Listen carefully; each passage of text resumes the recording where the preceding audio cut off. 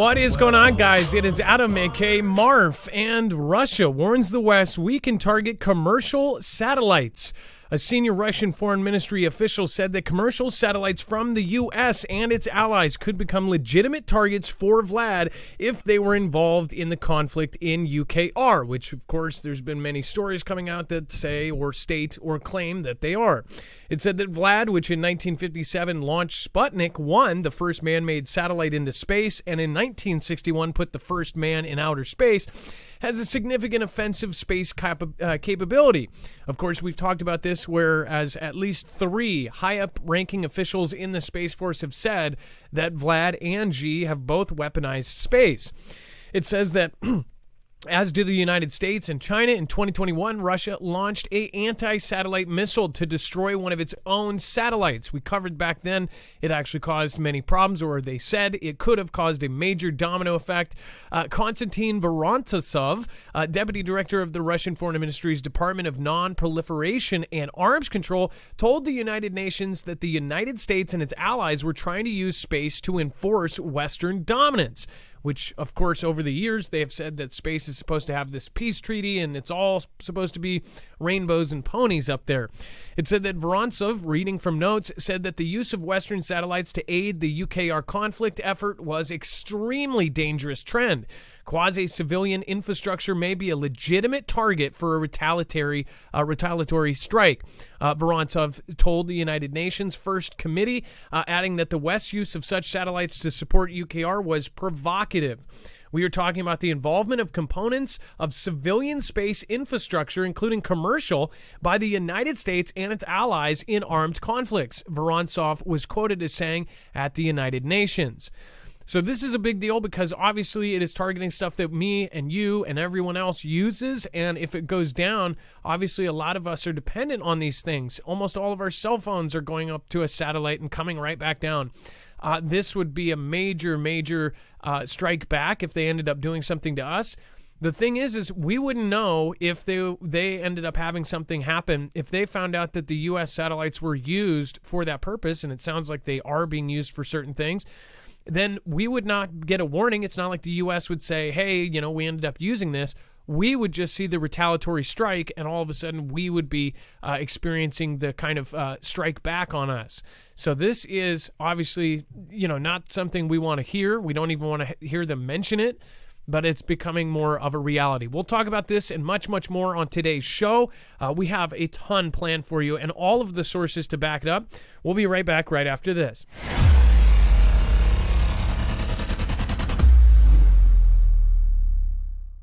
Nothing in this show should be considered legal, medical, or financial advice. The views of the callers can differ considerably and do not necessarily reflect my opinion, Dex's opinion, or anyone else who works with the show. You should always do your own research and consult with professionals. The internet is full of fake news, so please take everything with a grain of salt.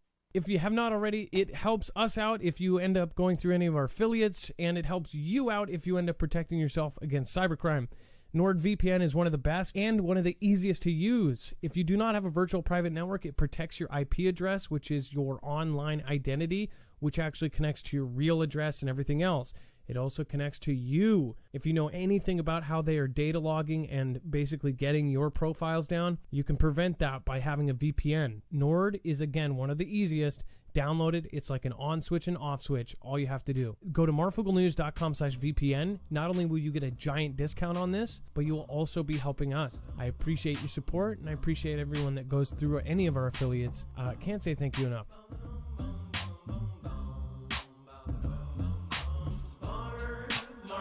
Marfoogle News welcomes you. Marfoogle News welcomes Marfoogle News. All right, what is going on, guys? It is Adam, aka Marf, and this is Marfoogle News.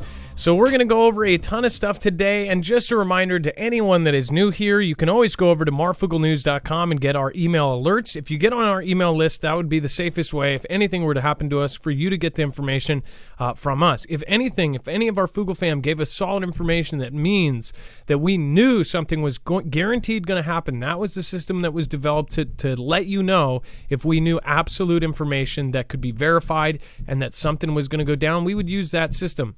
I actually started as a I want to know list.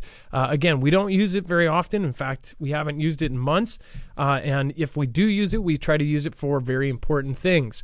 So make sure to go over and sign up for that list. You can also get notifications directly from us. Not all the platforms send you the notification on time. Some have sent 3 days later. So if you sign up for those, you'll get it right when we go live. Now, when you go over to our website, you'll see it's easily organized by thumbnail. You'll look for this, Sending Nukes to NATO, just another escalation.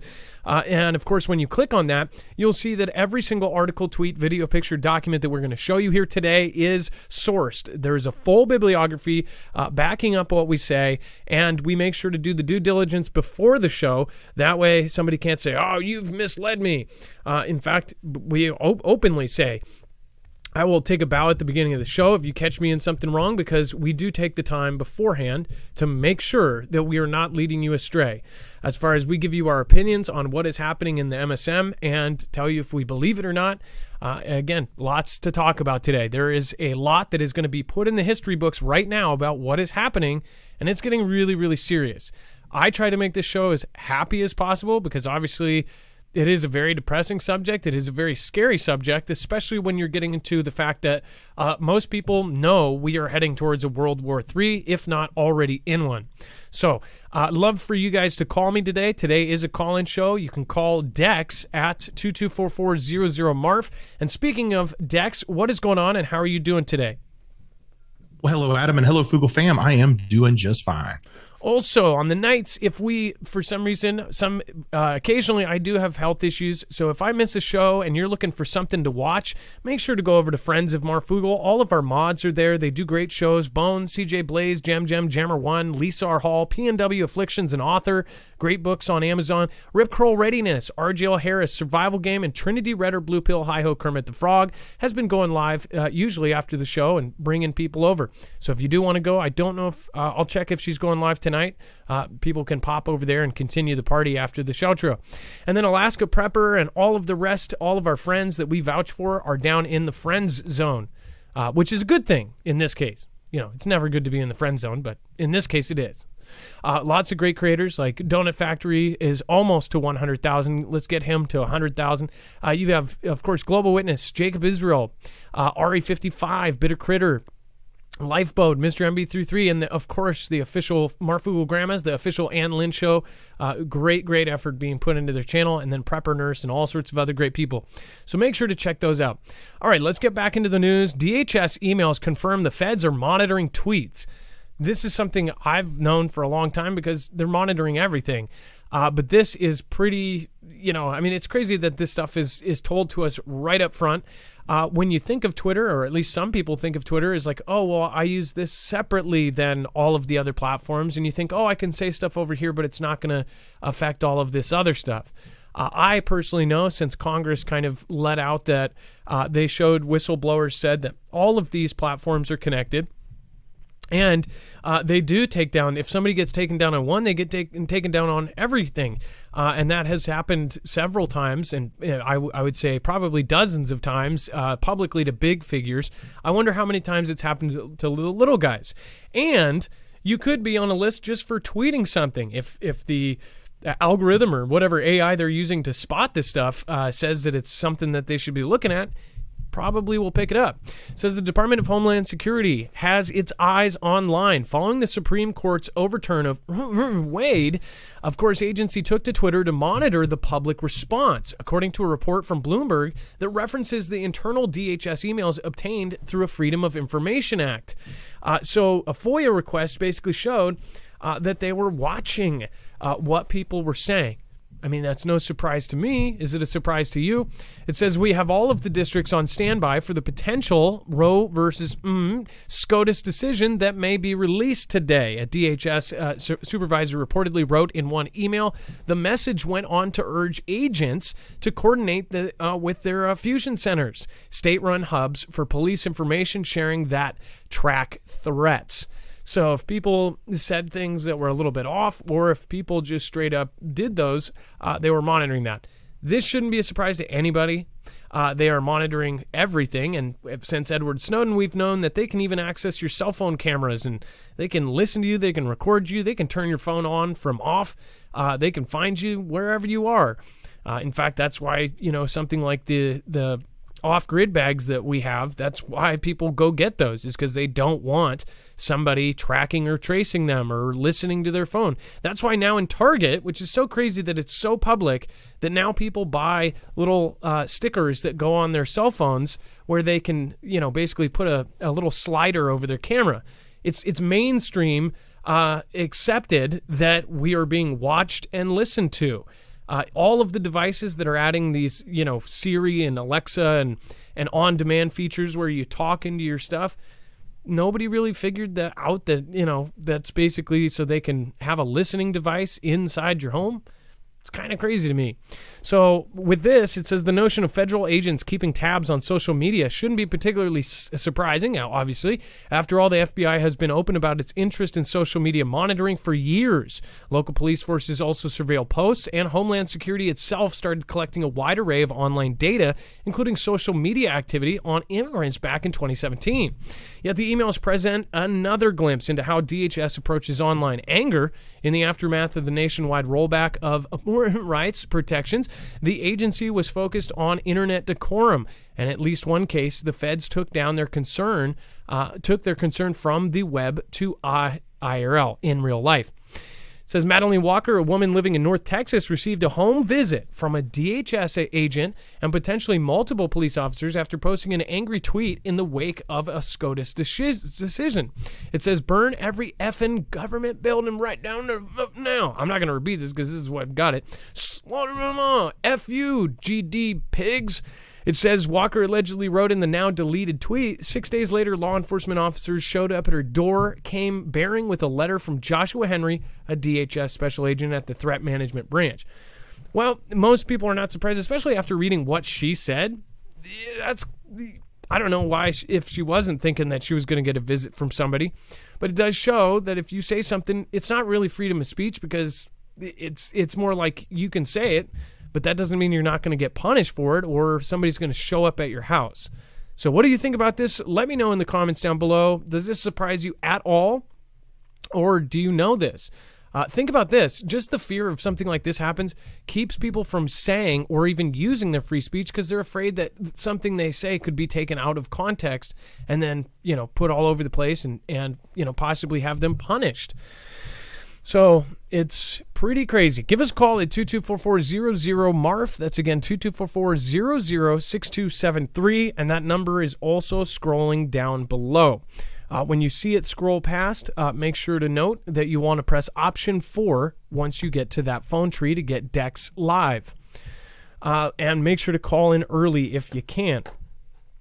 All right, and then thank you everybody that has just popped in. Thank you everybody that has already made it into D Live. Slider 1611, Kimbria, Vicky K, Chance, Paladin. Thank you for moderating along with Jammer, and then of course we've got Grateful Gal, FG. What is happening? FG, nice to see you. How's your new truck? Let's see here, Josette Kohler. Truth Iris, Kathy Piana. Hey, nice to see you. One of my oldest viewers now. Or no, I shouldn't say oldest viewer. Long-time viewers. Let's see here. The Maple Grove, what is happening? Emma B. Soylent Green is people. Rhonda Humes. And we have Wages World tonight. Stephen McMahon, Poco Loco. Lynn Rael, thank you for being here. And then Lori Miller, thanks for popping in. And then U.S. to scrap sea-launched nuclear missile despite military backing.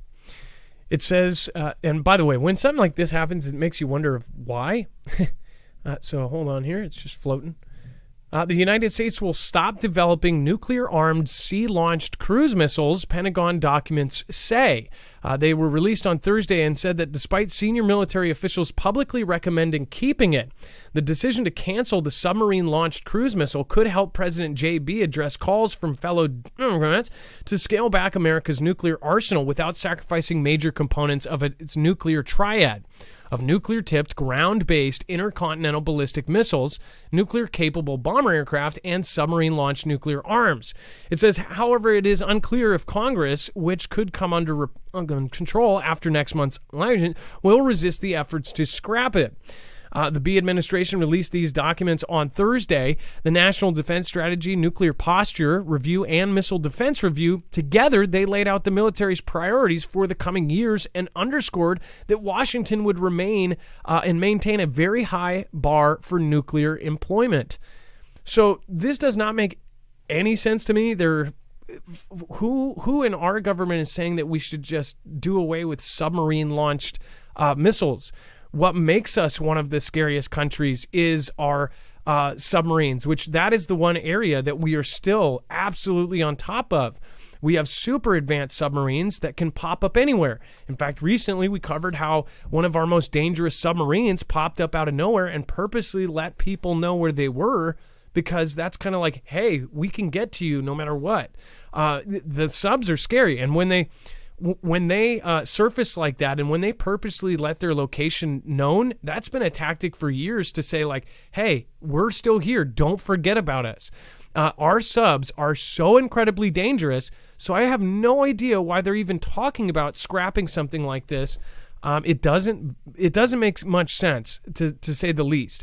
It almost seems like they're sabotaging our own military, or possibly somebody's up at that level with them and somehow infiltrated and saying, yeah, can you scrap those? Yeah, we don't like those. Those are the things that can really beat us. So can you get rid of them? I don't know. It seems very weird.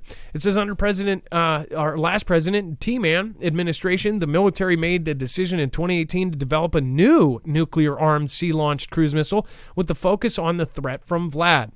It said, but the B administration said in its review that the sea-launched cruise missile program, or the SLCMN, was unnecessary and would be canceled because the United States already had the means to deter limited nuclear use. Keyword limited. Okay, first of all, the whole point is to have mutually assured destruction. If they have subs with nukes, why would we not? That doesn't make any sense in my mind. It says they want us to lose. Well, especially, it's like anything that T-Man did that everybody supported. It was bipartisan support for both sides, like the EMP resilience order, the executive order he did to harden our grid. Why was that undone? It had no critics as far as everybody was like, yeah, that's a good idea. It's kind of like, adding a Braille to an ATM, like who's going to fight that? There's no downside to it, and it adds to the ATM, and it helps people that are blind. But as far as like this goes, why it was like the first day he went in, he undid all of it. He tried to undo as much as possible, and people were cheering it on. They hated our last president so much that they didn't care that they were saying, hey, undo these good things that he did. They just wanted to undo anything that had his signature on it. This doesn't make sense. As far as, taking part, it's not a triad if you don't have the C side of it. It says, I don't think this sends any message to Putin. He understands what our capability is, Austin said when asked if scrapping would send a dangerous message to Vlad and China. It says in April, top U.S. General Mark Milley, which is the same general that said he would give a heads up to China if we were ever to launch a nuke, told lawmakers that his position on the SLCMN had not changed and he believed multiple options were needed. It says, asked whether military officials had recommended canceling the SLCM, a senior U.S. defense official told the briefing that, quote, everyone's voices have been heard. The official added that the program was scrapped because even if it had been fully funded, the missiles would not be ready until 2035. Why 2035? Why would it take 13 years to get something like that done? I don't think that it should take that long, but I don't know. What takes that long to get up and running? Oh, wait, maybe it's because you're sending billions of dollars that would get it up and running faster over to other countries. Don't know. What's your opinion? Let me know. Call me at 224-400-MARF. And then, of course, we have India's. Russia's oil binge sends Middle East imports to 19-month low. So, by the way, India has been very kind of two-faced in all of this. They have been trying to be sort of neutral, but at the same time, they are allied with Vlad, and they are also, being friendly with the U.S. And it's a very odd thing because I think that India may be, doing stuff with Xi as well, even though they've had this long time, Long-time fight between the countries. I've pointed out many very suspicious things as far as like them joining drills that, Xi's country is also involved in. It's kind of like the third wheel. It's like hanging out with a friend, and your friend is bringing a friend that you don't like, and you guys don't like each other, but you're hanging out because you both like this guy, right? It's kind of like that. Well, when Vlad got sanctioned, India increased their oil spending, and they purchased from Vlad all sorts of oil. So basically, they ended up buying like 4 times the amount of oil in 1 month compared to last year before the sanctions. So they were trying to help them get through those sanctions and basically curtail them. Now it says that India's oil imports from the Middle East fell to a 19-month low in September, while Vlad's imports rebounded, although refining outages hit overall crude imports. Data and from trade and shipping sources showed. So Iran remained the top supplier, while Vlad overtook Saudi Arabia as the second biggest after a gap of a month, the data showed. India's total oil imports in September fell to a 14-month low of 3.91 million barrels per day, down 5.6 from a year earlier due to the maintenance at refiners such as Reliance Industries and Indian Oil Corp. It says India's imports from the Middle East fell to about 2.2 million BPD, or barrels per day, down 16% from August. That data showed, while imports from Vlad increased 4.6 to about 896,000 barrels per day after dipping in the previous 2 months. Vlad's share of India's oil imports surged to an all-time high of 23% from 19% the previous month, which is already up, and while that of the Middle East declined from 56.4% from 59%. So what this all means, and what all these percents means, is they are getting as much oil as they can from Vlad, and that ends up basically letting Vlad go around all of these sanctions. Says the share of the Caspian Sea oil, mainly from Kazakhstan, Vlad, and Azerbaijan, rose from 28 to 24.6%. So it says India has emerged as Vlad's second biggest oil buyer after China, taking advantage of discounted prices as some Western entities shun purchases over Moscow's invasion of UKR. It says, quote, the discount on Russian oil is narrowed now, but when you compare its landed cost with other grades, such as those from the Middle East, Russian oil turned out to be cheaper, said a source at India's state refiners. So all these countries have basically let them skirt by. The sanctions that everybody said wouldn't do much, that all of the opinion pieces says he'll get around it, he has. In fact, he's done perfectly well. So sanctions aren't going to do anything. What will? All right, and if you want to give us a call at 224-400-MARF, I would appreciate getting in early so we can get you on. Again, thank you, everybody that has just joined us. Dawn Bali, thank you. Thank you all so much. I've watched for 2 years. I appreciate that, Dawn. And then Truth Iris, I believe I missed you last night. Was that last night or was that today? Let's see. Thank you. And then there were a couple of people that I missed. JR Pale Horse, thank you. Let's see here. Dawn Bali, thank you so much. Watch for 2 years and never miss a show. I learned so much. Well, thank you, Dawn. I appreciate that. Hopefully you'll stay here for years to come. Kenny Crowder, good evening, Adam, Dex, and Mods. Foogle fam, hoping you will have a wonderful Halloween. Be safe and love your way. We watched the replay from last night today at work, laughing when you and Dex talked about technology changes in high school. Funny how a Palm Pilot was a nickname 20 years ago. That's funny, yes. And I remember the PDAs or whatever, right? Now it's just a lingo. JR Pale Horse, thank you so much for your support. Emily Hilliard, thank you so much for your support and your super sticker. Tico and Taco, thank you for your support. Thank you for supporting Independent. Who drank all the Kool-Aid? Thank you as well. Thank you, guys. Thanks, everybody, for rallying. Celtic Warrior, I appreciate you. Thank you so much. And then, of course, Bible Talk 777. Why is everyone scared of nukes? Just duck and cover. Yes, Bible Talk, just all you have to do is kiss your butt goodbye, right?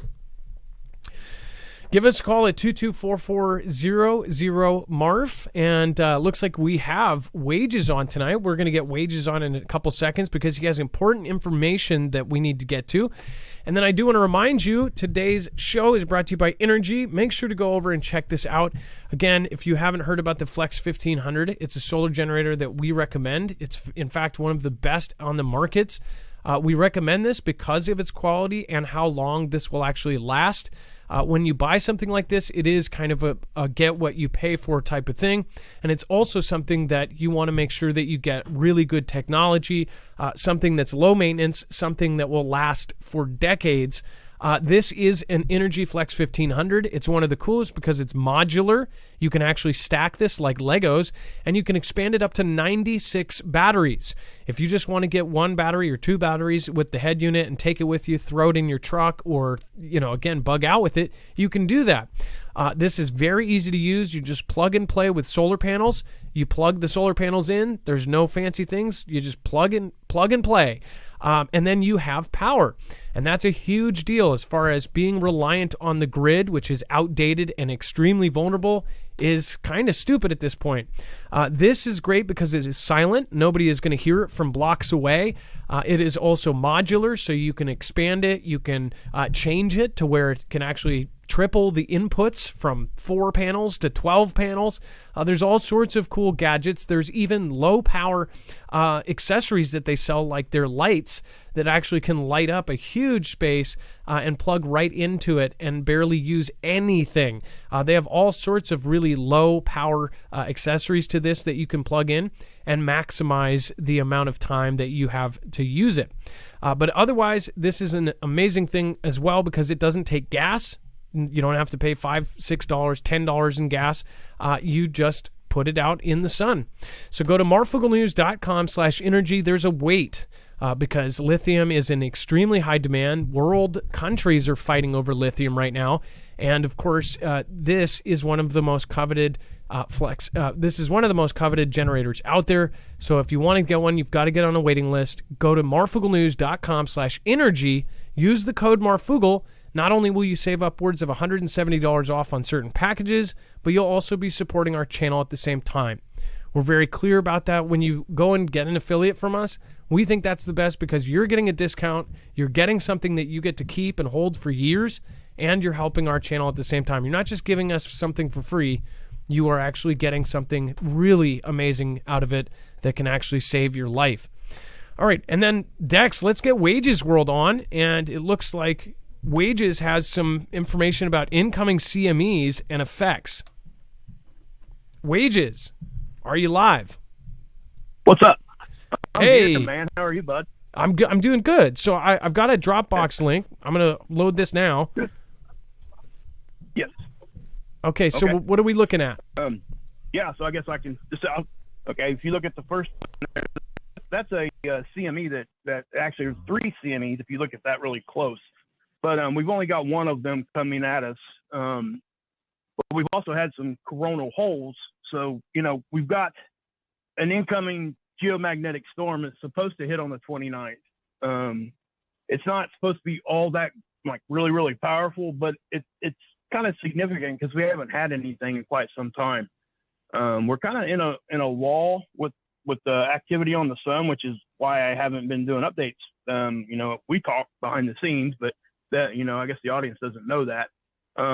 But it's, this is a normal, there's cycles inside the sun cycle. And it's basically, you can think of it as a 6-month cycle inside a regular sun cycle where you do have ups and downs. And it's pretty clear if you go look at the historic data on it. But it doesn't mean that we shouldn't pay attention at all times. And I bring that up because if we take a huge hit during solar minimum, the effect on our electrical grid is more, believe it or not. Most people think the other way. When you're in if you're in solar maximum, you would think that the stuff's going to be stronger. It's going to affect us more. Well, the reason why is because when you have more charged particles in your atmosphere, when things hit you from the outside, it has more conductive lines to induce current into our system. So when you're in a more stable geomagnetic position. Geoelectrically, you're not. It really does bring stuff in harder. So example would be Carrington event level CME or flare.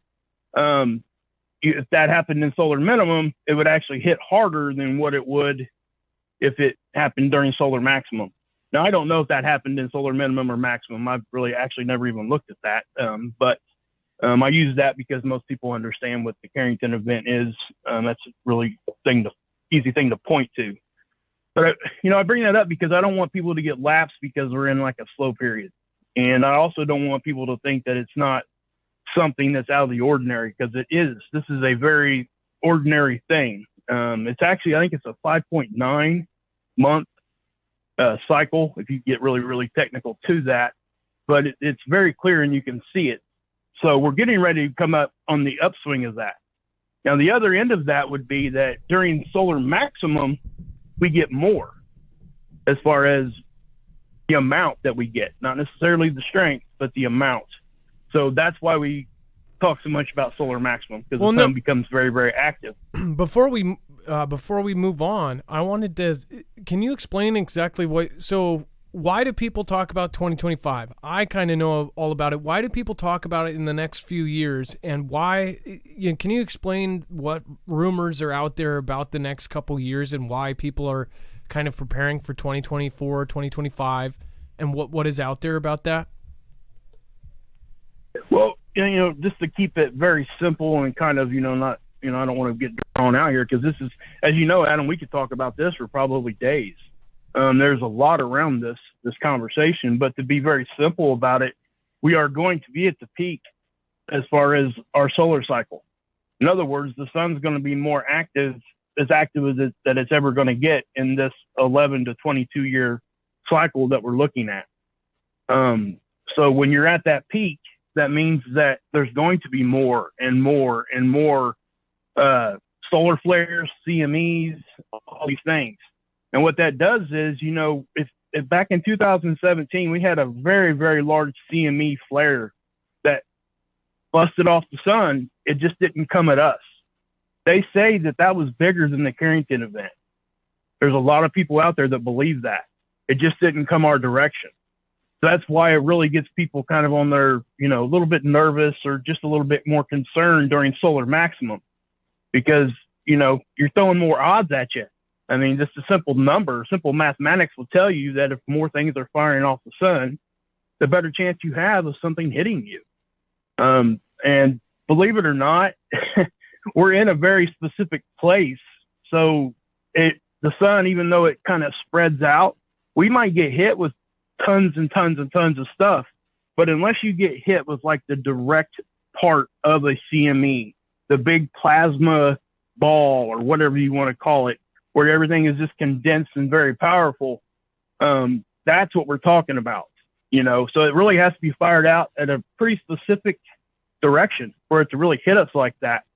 There's a lot of things that have to come around like that, but we are definitely, historically, if you go back and you look at just like hundreds and hundreds of year cycles type of thing, we are coming to that. We are past due for something like that. So when we talk about these things, that's why we talk about it, because it is. And I've heard you say this before, and I say it all the time. It's not a matter of if, it's a matter of when. It's going to happen. And some people think if it doesn't happen this sun cycle, it'll happen, then they move it out another 11 years. So, I mean, and you're going to see that because, we can't predict the future, but we can definitely tell you that the odds are a lot higher than they were 11 years ago. Not to mention, people talk about the pole flip stuff and all that kind of stuff. That right there, people really need to pay attention to, because those things are moving. They're moving very, very directly. They're moving faster than they ever have been. Our magnetic poles are coming close together. They're moving towards each other. So when we do that pole flip, and they are moving up faster than what they were, we were at, what was it? I think, was it 5 degrees 100 years, and then they moved it up to 5 degrees a decade, and now it's even moving faster than that. So things are progressing, is what I'm saying. And, none of us really know what will happen. I mean, we got some really good ideas, obviously, but none of us have been here for that, and nobody has really documented, no humans anyway, has documented any kind of what's going to happen. So, but it's whatever happens, it's not going to be the best thing for us. Our technology is going to be really a danger. It's not going to be a. It's not going to be a really Y2K. Talking about here. It's not going to be a Y2K nothing burger. If we have a full Carrington event, if we have a Carrington level plus event now, they know it's going to do damage, but they just don't know how bad it's truly going to be. From previous science that shows, they actually thought that it would do less damage. They've had events, and I think you've mentioned these before, back about 7 years ago, like 2015 or 20.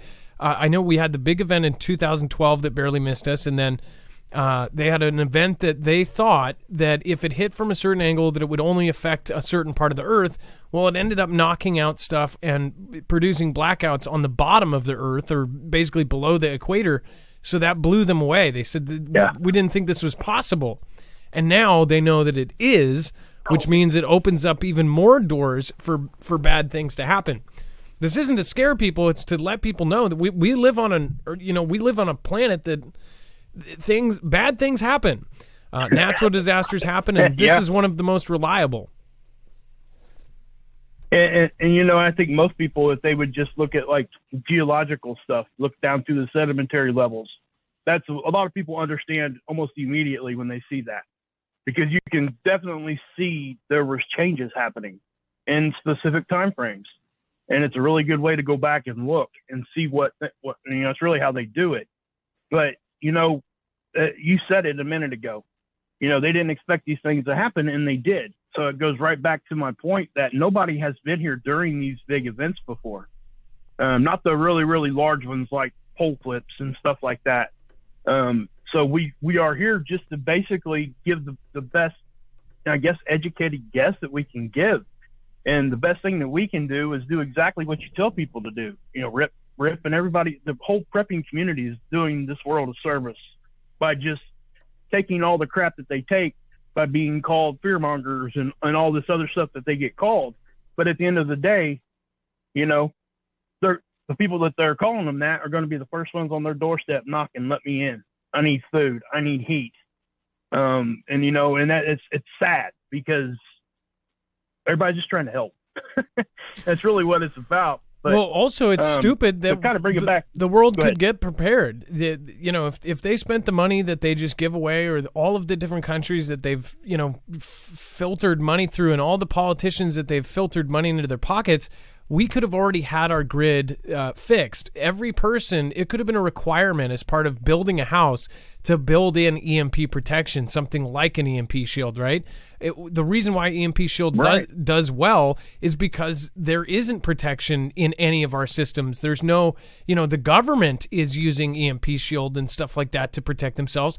But when it comes down to it, we know that the government and the military, they're not exactly going to be our friends during these disasters. In Katrina, the police and everybody else that you expect is going to come save you, the ambulance workers, the EMTs and all of them, they were going to save their own family. They literally went on camera and said, hey, I'm leaving my post. I'm a sheriff. I got to go get my mom out of the nursing home because they don't have power. It's like, we know that we're going to have to protect ourselves. This could be fixed, and it's not, because we're not writing a check for our future. We don't fix something until it's broken. We're not, Japan, they will write a check for something that they will never see the benefits of for their great-grandchildren because of how they work. In a lot of ways, Japan, they'll... Ain't that amazing? Yeah, they'll write a check for something that they'll never see the benefits for, but we don't. Yeah, we're instant gratification, and unfortunately, that's where we're at. In the picture you got up there, if you want, if you can skip down to that last video there, I would really like people to see that, because what you're going to show them, that's our geoelectric field and our geomagnetic. Our geomagnetic field actually affects and helps produce this geoelectric field. And I'm showing you this because this just happened the other day, and it's still happening off and on right now. And what you're going to see, I'm not sure if you've seen it yet or not. I'm not watching. I'm just kind of listening. But you're going to see little blasts just hit us, and hit us. And it's still happening. You guys can go to the link yourself and look at it. If you guys look at the bottom right-hand corner, you're going to see a USGS label there, which isn't typically there when you go over to NOAA, okay? It's just not usually there. This affects earthquakes, okay? They're using this for earthquake forecasting.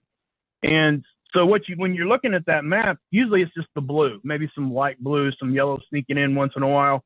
But when you see that thing light up like that, that means that the current's getting induced into our crust and our mantle. And it's going to happen around, and what this is trying to show you is its effect on our electrical grid system. Our artificial electrical components is what it actually says.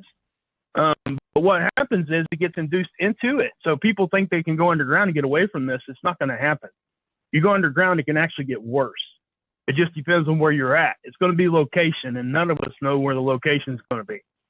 So, when you're talking about as far as like grid down type of thing, this is probably one of the main reasons why when we had the back end, I believe it was, you can correct me on this, Adam, was it 89 when we had the Canadian blackout?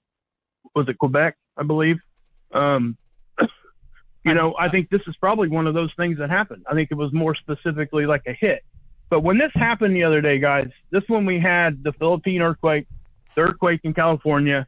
We had just shortly after this hit, we had a tsunami buoy go off for no reason. Because I was looking at the earthquake information, so I go over and I look at the buoy stuff to see if there's anything moving around. And there was a buoy that was in event mode that was nowhere near any kind of earthquakes. But then I tied this together to that, and something else that was happening during this, we were having that partial solar eclipse. All that was happening at once. So I don't know if it's tied together. I can't do that. I can't tie it all together. But I can definitely tell you that I observed all three of those things happening at the exact same time. So if they have anything to do with it, and I can also tell you that this model that you're looking at doesn't do that very often at all. And by the way, it was so March of 1989. You were correct. Okay, yeah, so I thought it was in '89. So I think that the induction of this is really what I'm trying to, kind of hammer home here, because this is something we need to look at. We can't just focus on geomagnetism. The geomagnetism definitely affects geoelectric because it helps produce the magnetic field on the surface of the Earth. So when this is all happening, it's all tied together. So when you see these models start doing things that they don't typically do, and you see changes on other models that are not even related, you have to wonder, what the heck is going on, because we're still taking hits like what you're seeing right there. They're spreading further out now, but this model would show blue for days, for weeks, and never even get into the yellow. And then all of a sudden it does this. So I don't know, I don't really have a good answer on why, because we haven't been getting hit with very much solar activity. So I can't really point to that. This is why it was kind of puzzling me. So I don't, I really don't have a good answer. All I can do is just tell you that all that stuff is happening at once. And we need to pay attention because, things are going to change, and hopefully we'll be able to have some sort of a warning, some sort of a, hey, look at this. And I guess that's kind of what me and you are doing now anyway. We're trying to get people aware, and I just want people to pay attention, and I really hope that they do, because that's the goal. And I do want to mention too something cool, kind of end on a positive note here. If you guys look up at the sky here, the end of October into November, we are in what they call, believe it or not, fireball season. It comes from the 2P Inky comet that broke up 30,000 years ago. This happens every year at this time. There was a few pictures I had there. I just took still shots. That's one of them coming in, and it's the same one. If you just kind of like scroll up and down at them, you'll be able to see it. But you're going to start seeing these things, the reports on these things start coming in, because they do get fairly. There's usually a pretty good number of them. So it might be something neat for people that are out and about. Just don't have nothing to do. Go outside. Maybe you'll be able to see one. Who knows?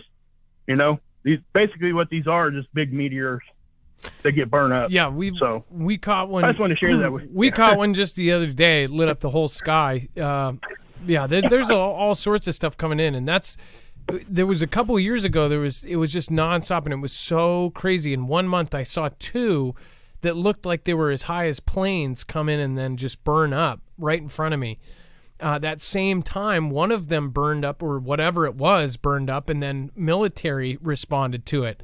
I videoed that, and I actually posted it. There was a very rare plane sighting of this specialized scientific plane, and it was actually because of Marfoogle viewers that not only tracked the plane, where it took off from, landed, where it was going, what it was surveying.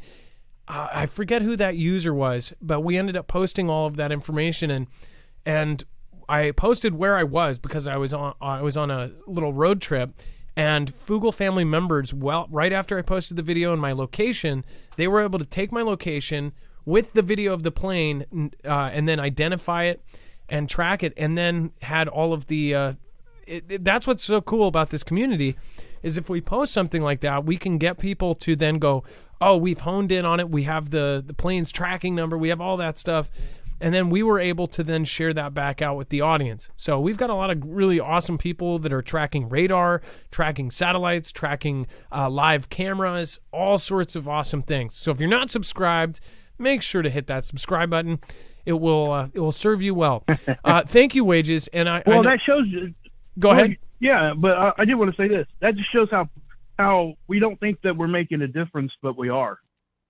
It really does. Those are the kind of things that we can point to show people, hey, listen, we might think we're not being heard or making any kind of difference, but just like you make a difference to me, I'm making a difference to you and everybody in the chat.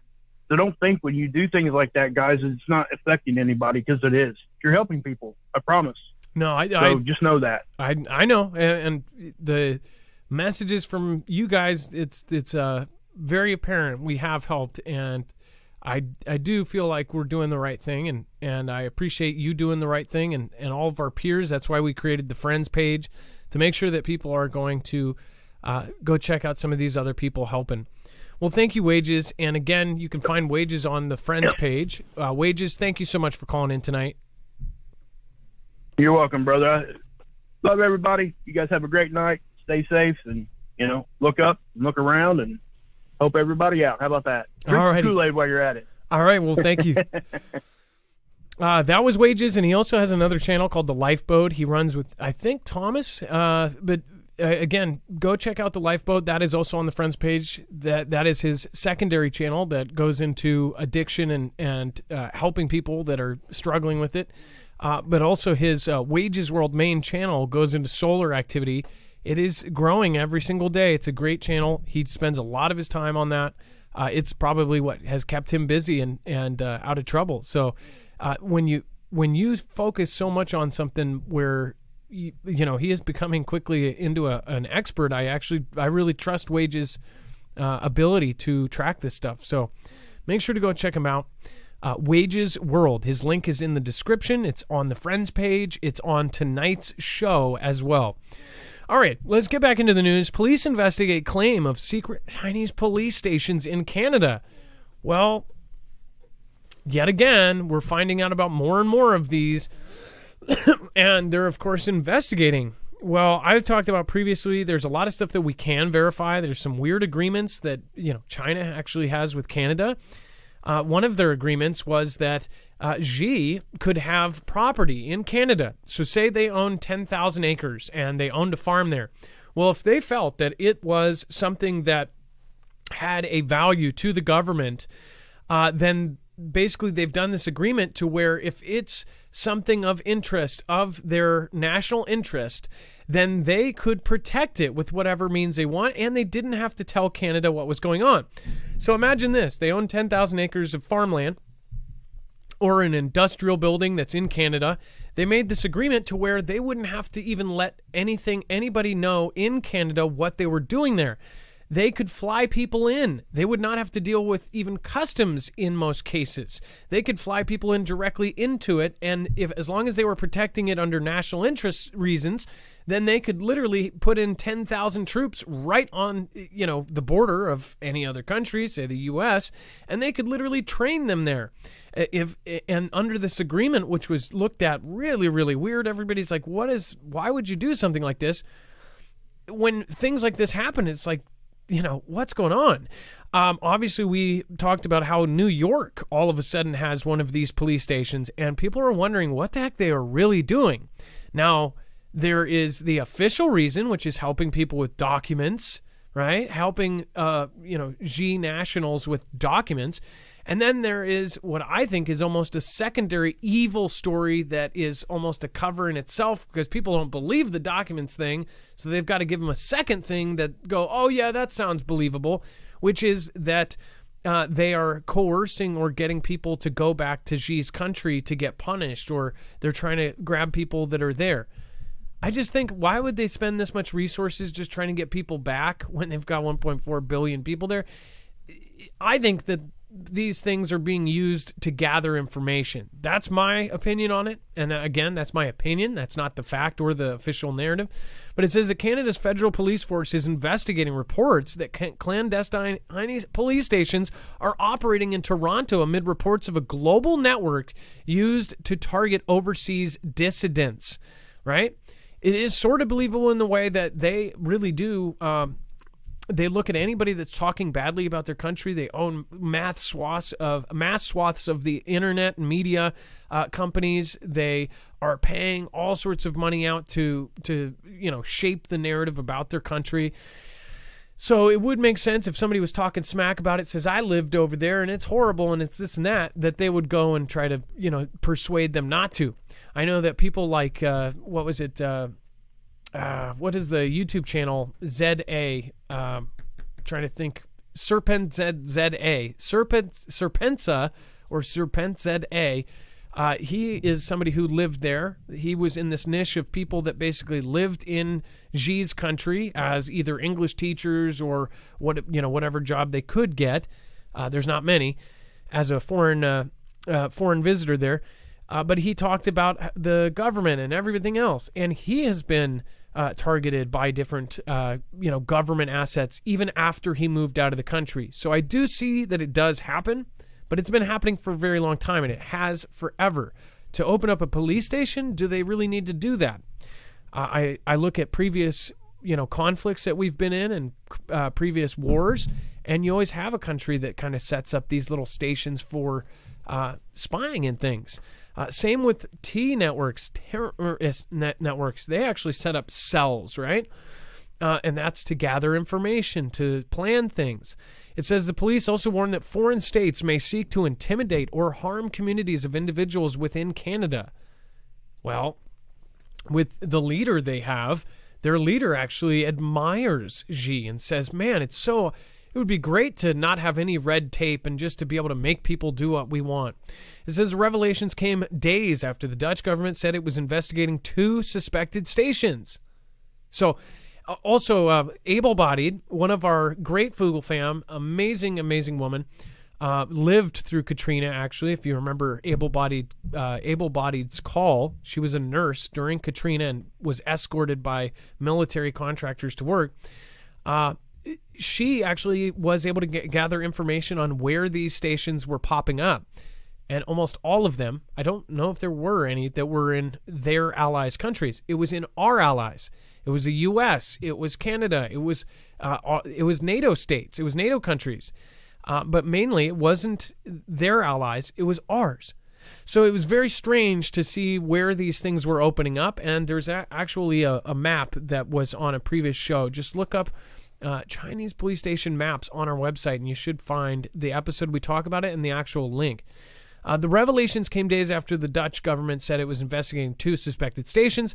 The stations were first identified as by Safeguard Defenders, a Spanish civil rights group that alleged that Fuzhou and Qingtian police agencies had been, between them, opened up 54 overseas service centers in 25 cities across 21 countries, including Canada. Now we know there's at least 30 countries that these are in.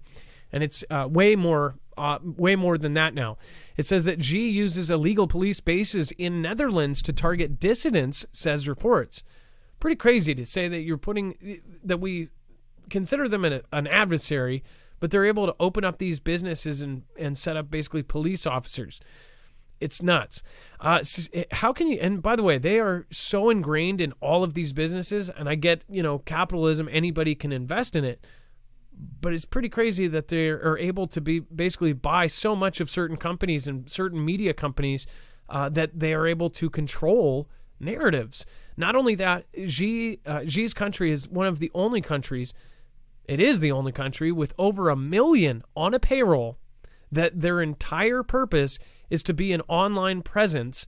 So they have 1 million people that are just basically bots, but they're not. They're real people that if they want to make something trend, they can make it trend. If 1 million people go tweet something, then all of a sudden it's trending. If 1 million people want to debunk something, you have 1 million people all of a sudden go over to a tweet and say, this is BS. What are people going to believe? They're going to see 1 million people saying it's, BS or debunked or whatever, and you're not going to believe it. Safeguard defenders identified a residential home, a commercial building, and a convenience store in the Greater Toronto area as the locations of suspected operations.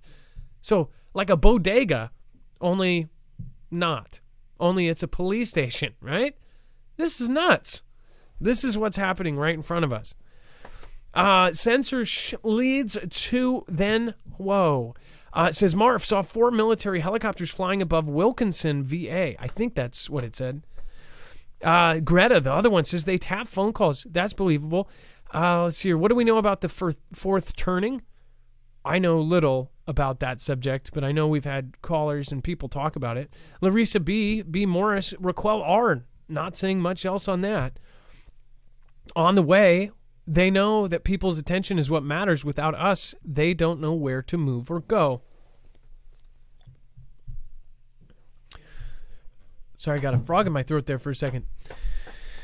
What do you guys think? Give us a call at 224-400 Marf. If you want to get on tonight's show, get your call in early.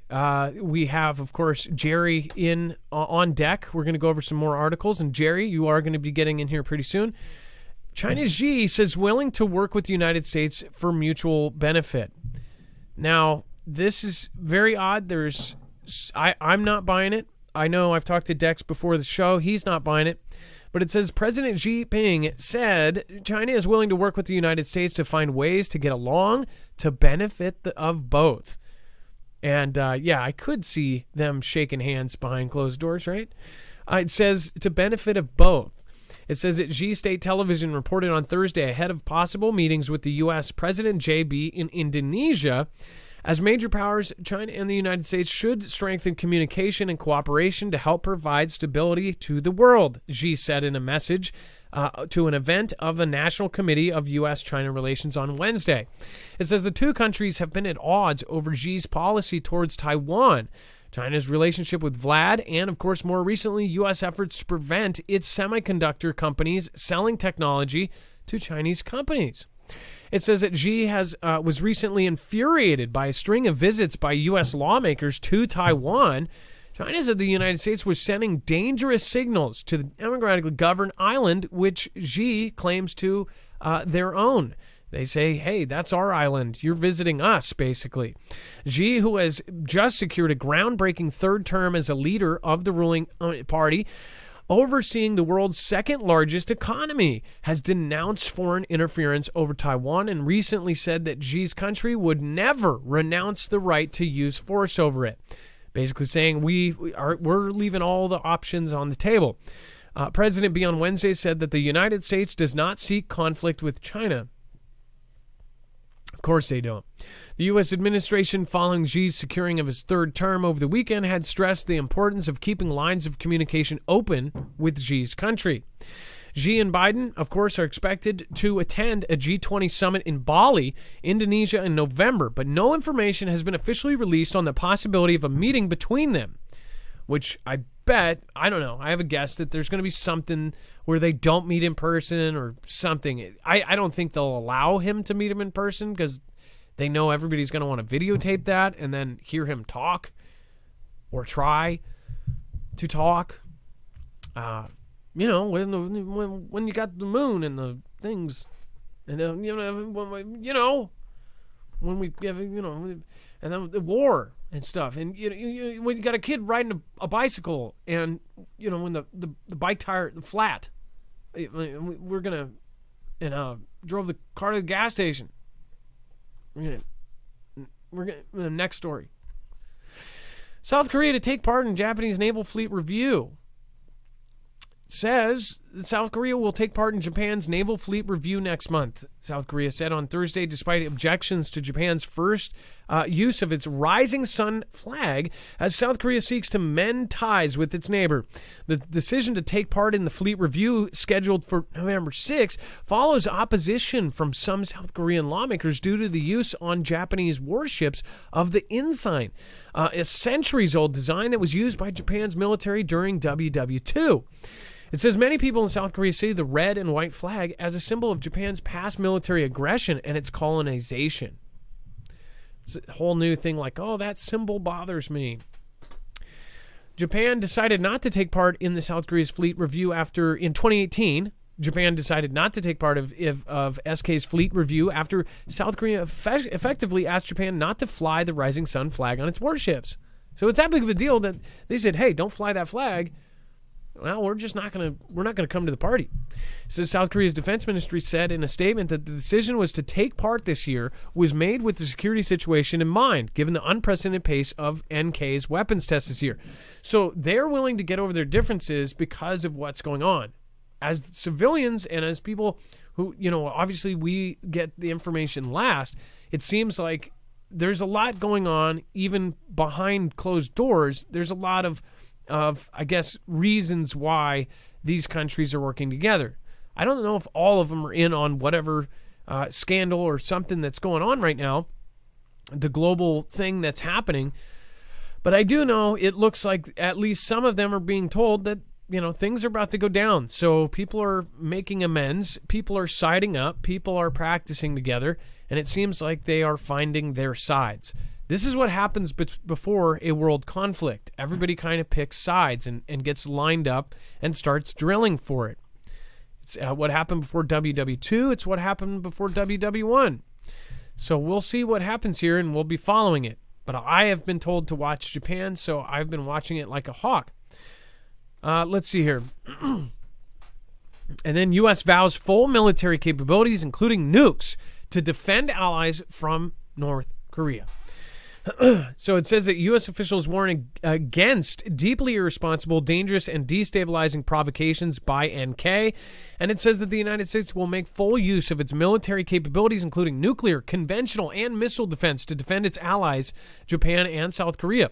U.S. Deputy Secretary of State Wendy Sherman said Tuesday as she warned NK against escalating its provocations. Sherman said that NK's repeated firings of ballistic missiles and artillery in recent weeks were provocative military actions. NK has described them as practice runs for the use of tactical nuclear weapons.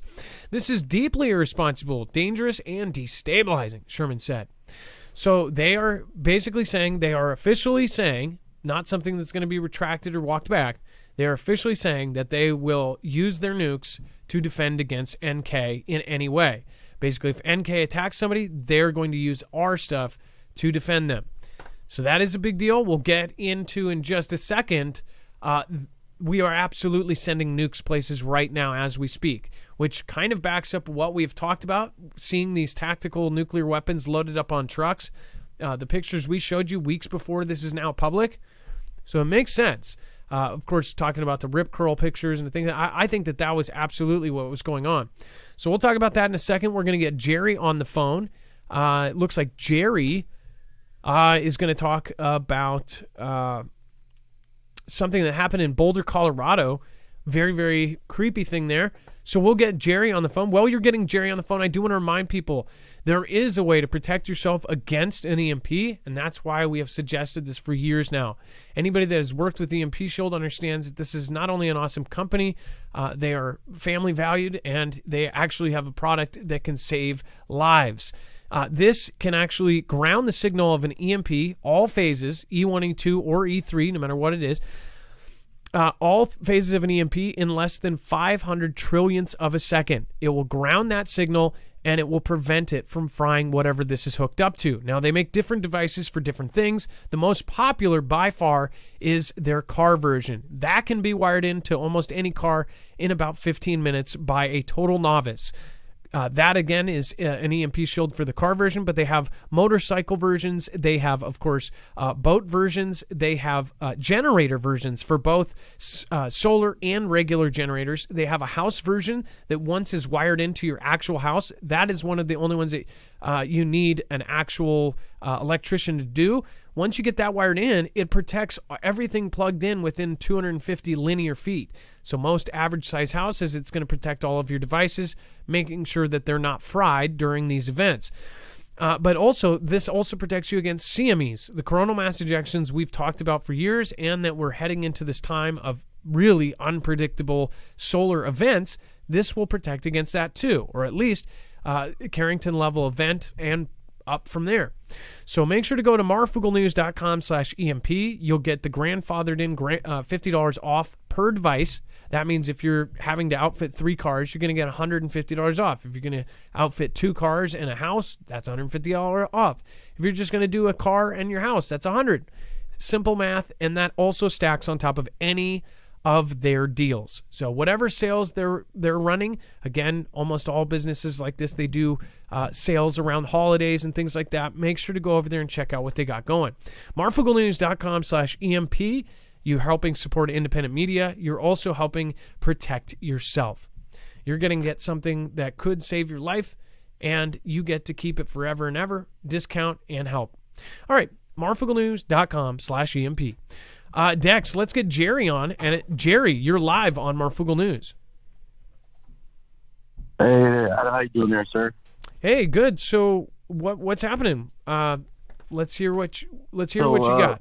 Basically, I'm in Florida, and this situation happened to my mom. I had actually called in before, probably 3 years ago, and I didn't have nothing else to call into until this happened. So anyway, she was out there doing a nursing convention with her friend, and they stayed at this really old hotel. It's called the Millennium. Hold on. I'll tell you the name of the hotel. And basically it's called the Millennium Harvest House in Boulder, Colorado. And when they were staying there, like a few days, like they stayed there for probably like 3 or 4 days, and I guess they kept hearing like chairs being moved, like upstairs and stuff, chairs and tables being moved. And then like the night before that, they ended up leaving. My mom got punched in her stomach, like super, super hard, and like basically knocked the wind out of her. And it was just her and her friend in the room. And now keep in mind here, my mom does not do any drugs. She don't drink. She don't smoke. She don't do any kind of amphetamine. She's a good Christian woman.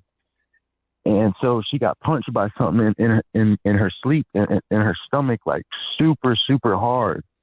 And I guess before that situation happened, they went to this haunted hotel attraction thing where I guess Stephen King supposedly wrote the book The Shining or whatever.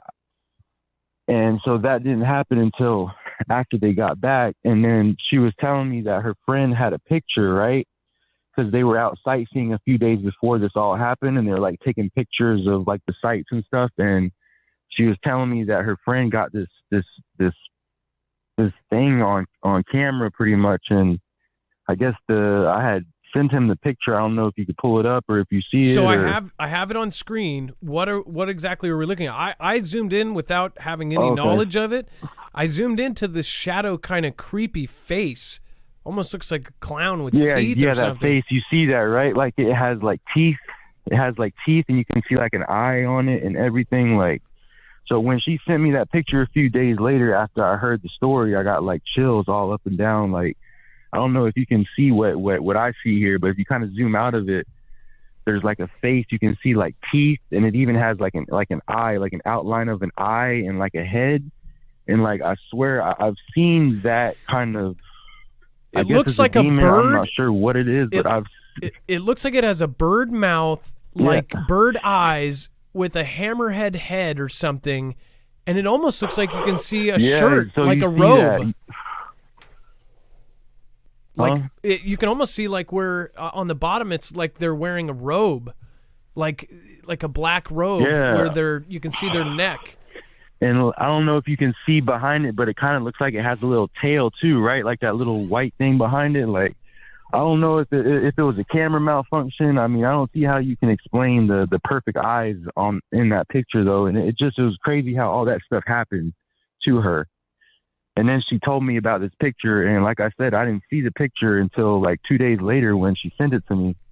And I was just like, wow. What is this zoomed in on though? What is the majority of the picture? What is the brown?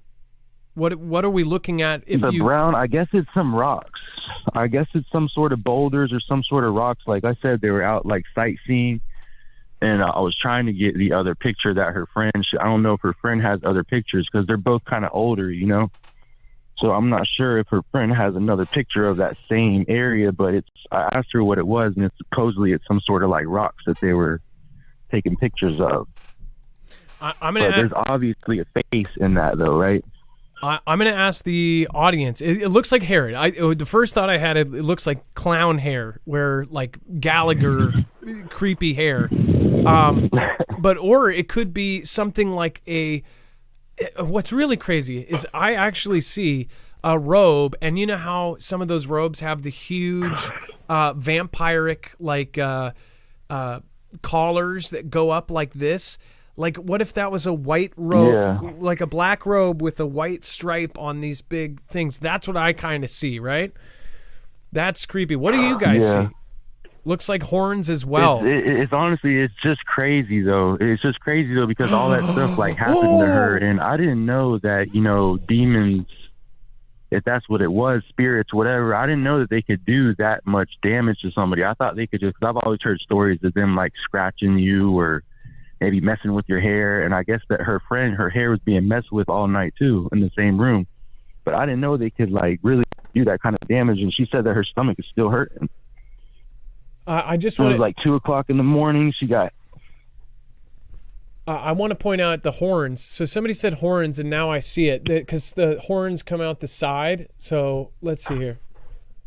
I'm going to pull up some pictures. Do you see Do you see that it has teeth? Like, can you see that too? Because that's what I see. Like, if you kind of look at its mouth, like it has teeth. But if you zoom in, you can still kind of see it. But like when it's zoomed out, it has like teeth and shit and stuff. Excuse me. The first picture that pulled up has the side horns like that. I just want to show you this, right?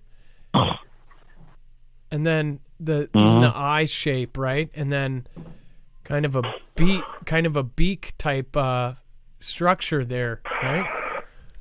Oh, that is creepy. I mean, do you think that could have possibly been a camera malfunction though? I mean, it's possible, I guess, but all the other stuff that happened, you know, like around the same time, like I don't know where exactly that picture was taken. I don't know if it was taken in Boulder, but they went out sightseeing and they were taking pictures of all kinds of stuff. And I even called that hotel and I talked to somebody at the hotel, and he said that he was gonna get back in contact with me about any information about something happened there, because that hotel is very old. Yeah, well, and another thing that's crazy too, she told me that they're gonna demolish that hotel in 2 weeks. Oh, that is just creepy. I was trying to find. Marv, that's really all I wanted to say here, man. I know you got other people that want to get on here. I just wanted to get this story out to the fam here and see, you know, because it's just crazy. I can't believe that happened to her. Like, and I think also because she's very like innocent and like pure, and I know like demons, like dark spirits, they love that kind of stuff. So, man. Well, it's most definitely creepy because I saw it right away. I would love to see the zoomed out picture, of course, but whatever. If you can, if people have photos or something, look at the eye. Look at that. Like that's what I'm saying. Like, how can that be a camera malfunction if you can like literally see Like I'm telling you, when I first seen that picture, like I got chills like all up and down my body because I heard the stories that she was telling me and stuff. Like, yeah, well, very creepy, man. Thank you for calling in and thank you for sharing this. No problem there, sir. Ugh, it's creepy. Thank you, Jerry. And if you anything else, don't be a stranger, okay? All right, bye.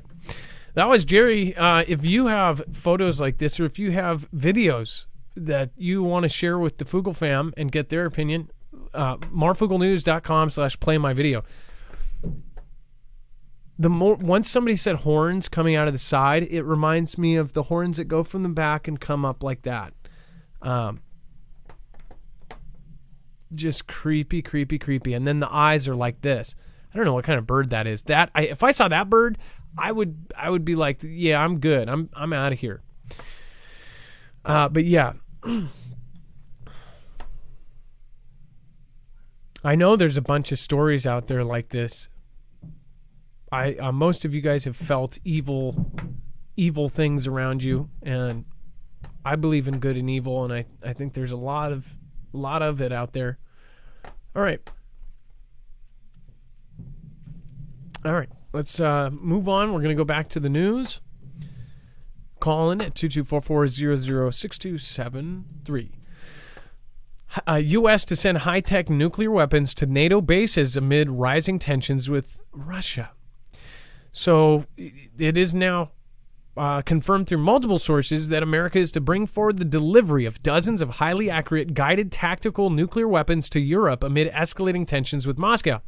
The new B6112 thermonuclear bombs are a dial-a-yield devices, meaning their payload can be changed. They are expected to be sent to NATO bases within weeks. So talk about timing of all of this. It says that B6112s have 4 yields that can be selected: 0.3, 1.5, 10, or 50 kilotons, which I believe, I want to say Nagasaki or Hiroshima, those were 50 kiloton boom booms. So I would think that there's bigger now. Oh, okay, the bomb dropped on Hiroshima in 1945. Oh, that's right, 15, not 50. So that's almost 4 times the amount of the Hiroshima. If they did the full strength, it would be a little bit less than that if they did, medium. 12-foot-long weapons feature new tail kits that allow them to be dropped from planes as a dumb gravity bomb or in a guided drop mode with an accuracy of about 30 meters, so about 90 feet. It says the move is part of a decade-long $10 billion upgrade program for several variants of the B-61 class unguided nuclear bombs, which first became part of the U.S. arsenal in 1968. Currently, the U.S. has 100 older B-61s stored at bases in European countries, including Germany and Italy. In what was seen as a move to reassure NATO allies amid Russian nuclear saber rattling, the replacement process will begin in December, having previously been expected next spring. So think about that. It was already going to happen next spring. They're moving it up by months. That's kind of creepy. It says the new weapons have had all of the bomb's nuclear and non-nuclear components replaced or refurbished. They come with a used nuclear car salesman. What do you guys think about this? Let me know. 224-400-MARV. And then Putin blasts West, says world faces most dangerous decade since World War II. President Vlad said that Thursday that the world faced the most dangerous decade since WW2 as Western elites scrambled to prevent the inevitable crumbling of the global dominance of the United States and its allies. In one of his longest public appearances since he sent troops into UKR on February 24th, Putin signaled that he had no regrets about what he calls, quote, a special operation, and accused the West of inciting a conflict and playing a dangerous, bloody, and dirty game that was sowing chaos around the world. The historical period of the West's undivided dominance over world affairs is coming to an end. Just to read that one more time. This is Vlad stating this to the public. The historical period of the West's undivided dominance over world affairs is coming to an end. It says that told the Valdai Discussion Club during a session entitled A Post-Hegemonic World, Justice and Security for Everyone. It says, we are standing at a historical frontier. Ahead is probably the most dangerous, unpredictable, and at the same time, most important decade since the end of World War II. The 70-year-old former KGB spy was more than an hour late to the meeting of Russia experts, where he gave a typically scathing interpretation of what he portrayed as Western decadence and decline in the face of rising Asian powers such as China. Basically, he's saying U.S. is no longer going to be in charge right after he's saying that China is rising up. It's not like we couldn't see this one coming.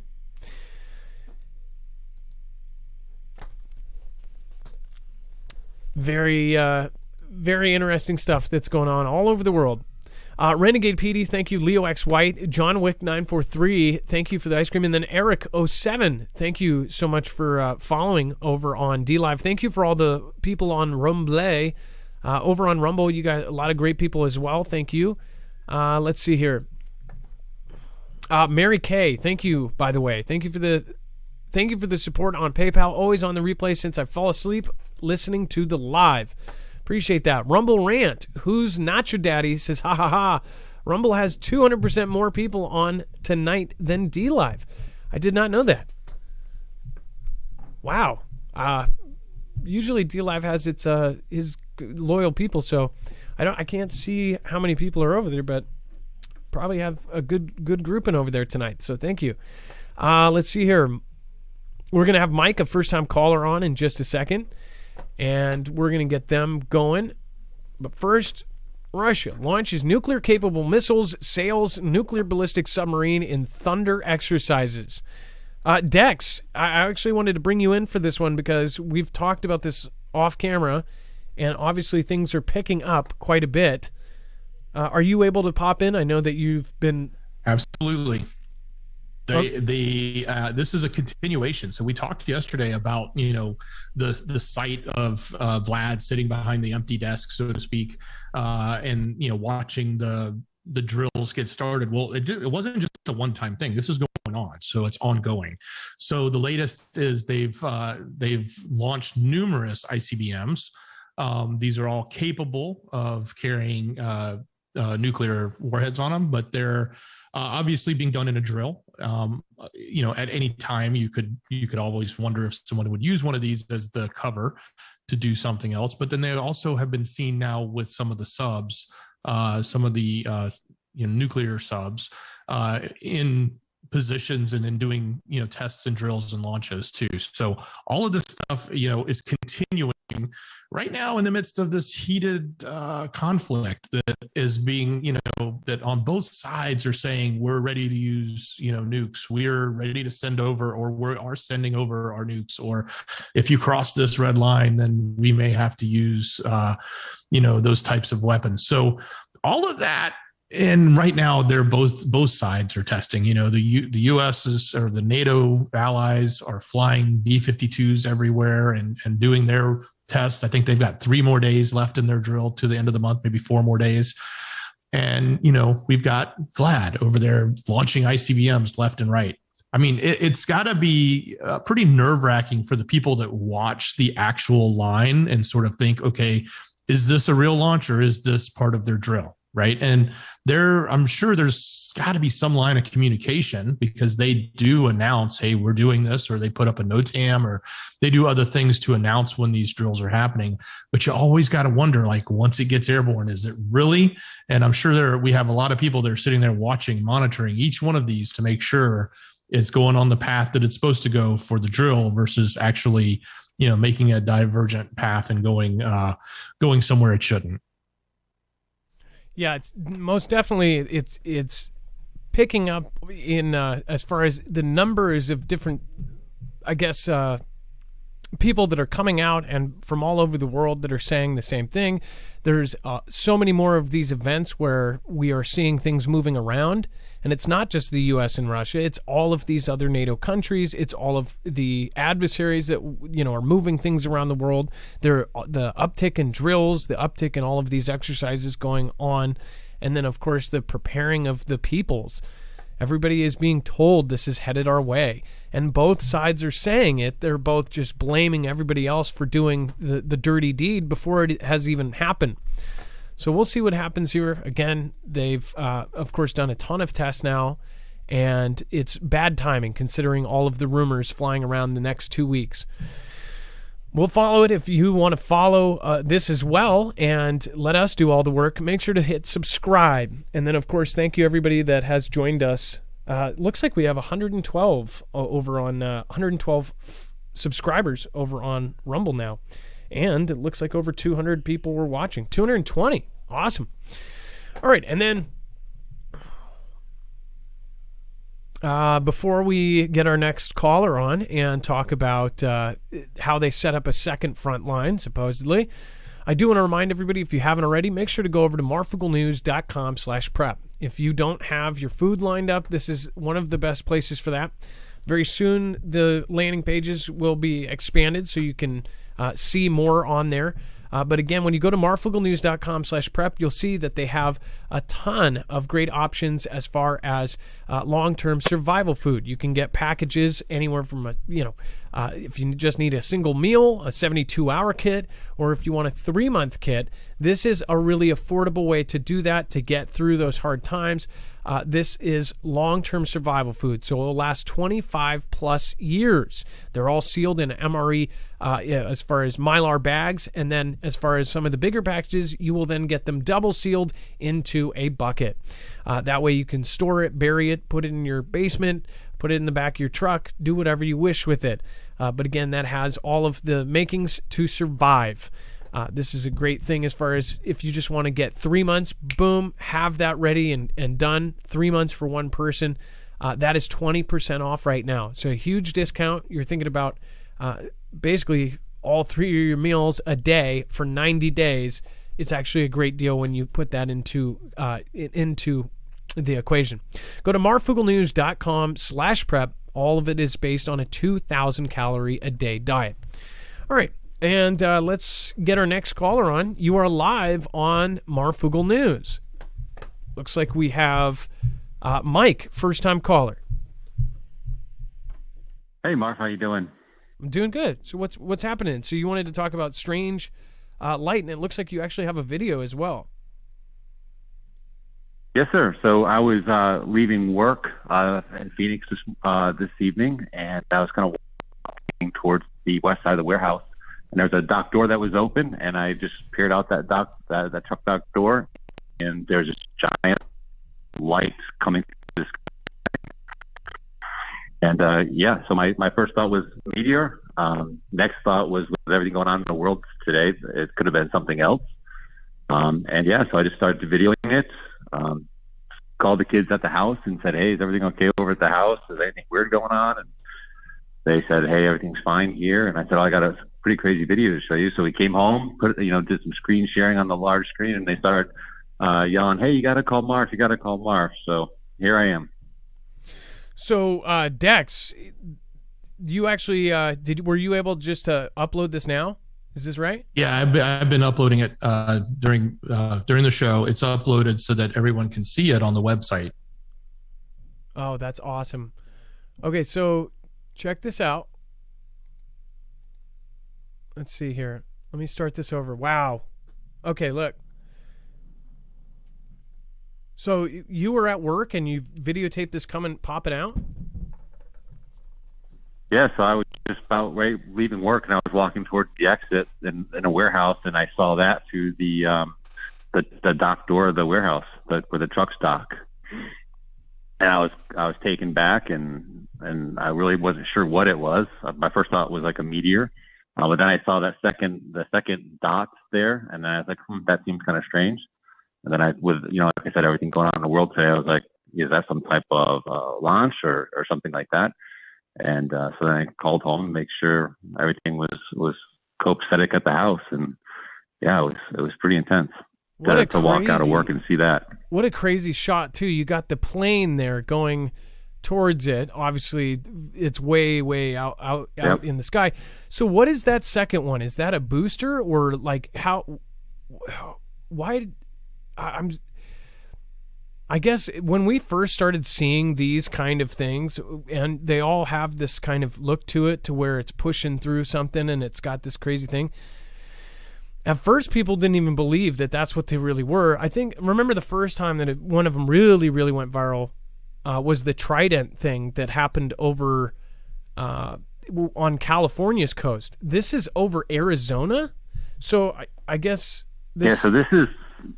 SpaceX or? Yeah, sorry to interrupt you. This is Phoenix, Arizona, yeah? So Dex, did you look up and find out what this actually was? So there was a launch out of LA. There's a Falcon 9 that was launching with Starlink. And it actually, just before the show or earlier tonight, I saw like Elon tweeting it. And then when Mike called in, I was like, I started putting two and two together. I'm like, wow, he actually captured that.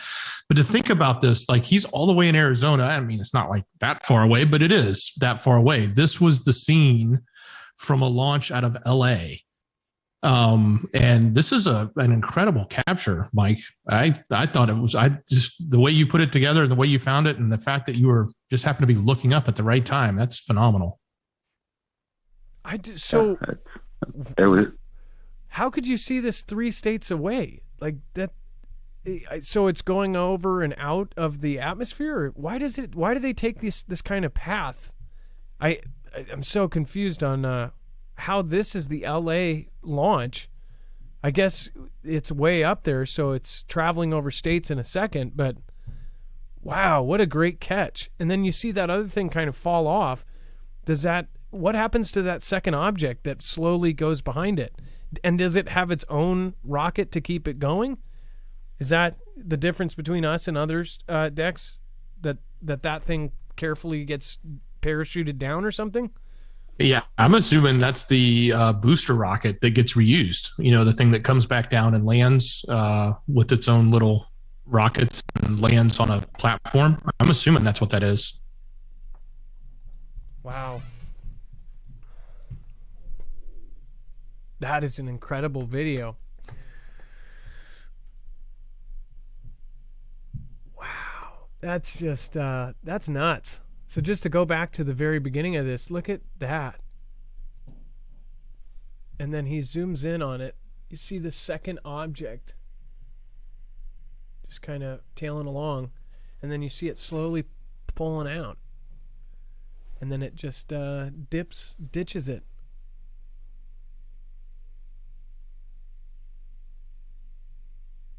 Wow. And the sunset right there. Well, great catch, Mike. I guess it's a good thing we have an explanation for it. That's still, it's like, gosh, what if it wasn't? Yeah, it was pretty unnerving. Did you grab all your friends and your coworkers? So it was actually a shift change. So the majority of the people at the plant had left, and so the warehouse was pretty empty at the time.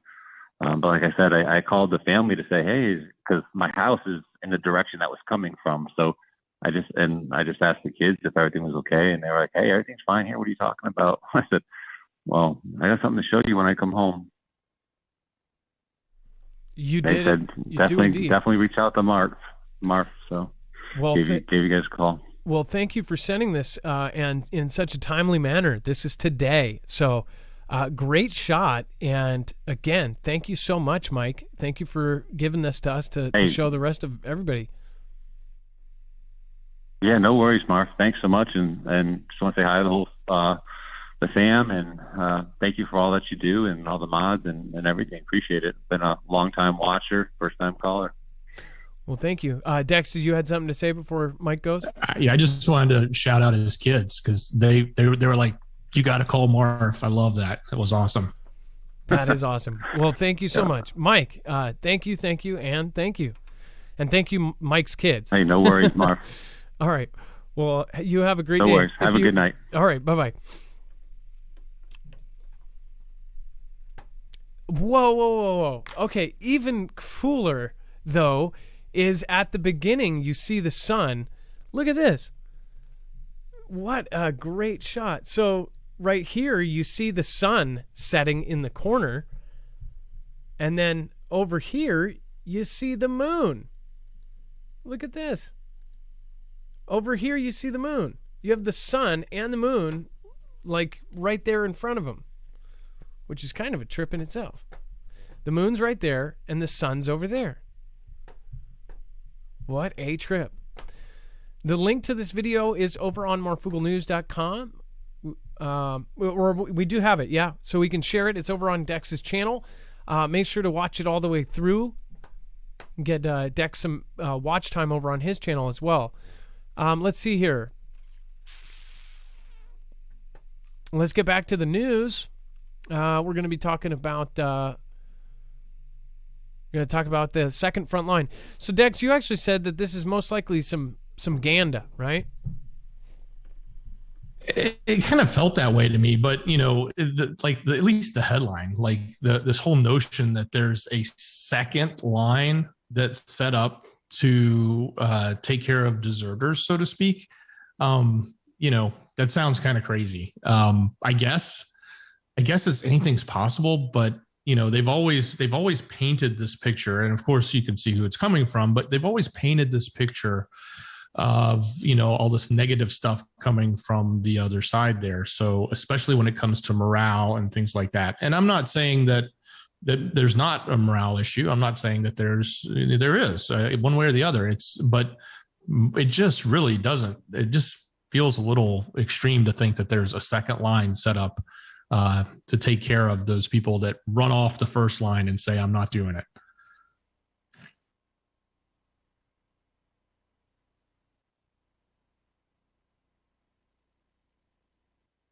I think that, there's plenty of people that have with military experience that would, say, yeah, that's really a horrible thing to think about if somebody's in front of you and they're not willing to do the job. And, it's not something that they signed up for, or, they're not being patriotic to their own country or to their own service. But I don't know that people would actually create a line like that behind another group, right?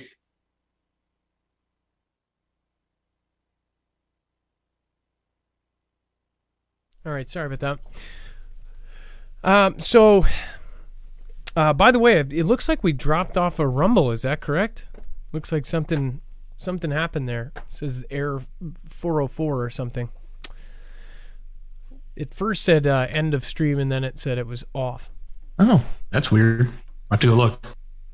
And then there may be 4 quintillion alien spacecraft buzzing in our solar system. Or at least that's what they say may be the case. 5 years ago, a very strange object, maybe 1,000 feet long, oblong, shiny, and fast, streaked across space, tens of millions of miles away from Earth. Its course and speed indicated that it had come from outside the solar system, a visitor from another star. Astronomers dubbed the thing Oumuamua, Hawaiian for scout, and started arguing about it. On one side are an overwhelming majority of scientists who don't know what Oumuamua is, but aren't willing to speculate as what it might be. On the other side, as much of a smaller camp led by Harvard astronomer Avi Loeb, who argues that we should at least consider the possibility that Oumuamua is an alien spacecraft. Now Loeb is asking the next logical question. How many other Oumuamuas could there be in and around the solar system?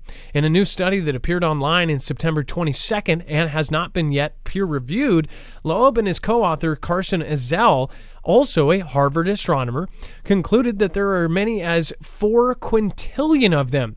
Each is a visitor from another star, and each possibly artificially created. That might seem like a lot, but the solar system is vast, and the space between our star system and our closest neighbor, Proxima Centauri, is even more vast. Actually finding a way, any of those 4 quintillion possible mysterious objects for closer study could be, well, really, really hard.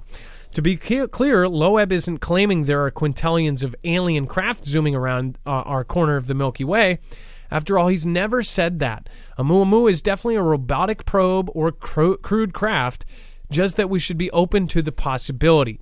So what Loeb and Ezell calculated isn't the population of alien craft, it's the population of possible alien craft or other possible artificial objects. Leftover ET rocket parts, unexplainable fragments of alien technology beyond our understanding. That kind of thing. So it's kind of a trip to see that... Well, first of all, the fact that the Harvard astronomers are doing this now is just nuts. They kind of broke the ground for other, very respected schools for people to come out and kind of talk about this, because when they first did it, not a lot of Harvard astronomers were talking about, or anybody from Harvard were talking about this. Now Harvard professors, actually other professors have been, weighing in on it. Also, Ivy League schools in general are now talking about this. And then Wuhan plunged back into lockdown after almost 3 years after the first CV case, with 800,000 in lockdown amid spike in cases. So their whole zero policy is very, very freaky to me, because I don't exactly believe what they say and why it's for. But this is pretty odd, and the timing of it has to be looked at. It says that Xi has plunged 800,000 people in this city of the Wu and the Han back into lockdown as the nation continues its brutal CV0 policies. Beijing is taking a no-tolerance approach to enforcing a lockdown in the city just after just 20 to 25 infections a day this week. What's really crazy about this is why they have done this extreme thing and taken, however much of a financial hit to keep this down to zero. Considering especially where they say it came from. Is this...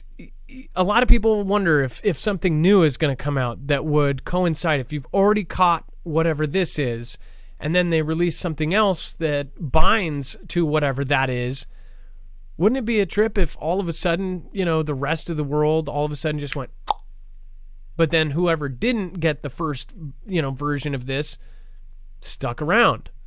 It's kind of a crazy thing. And then also think about how they're the only country that has not done the same thing that everybody else did. The M, the R, and the N, and the A, JAB. It's funky. It's weird.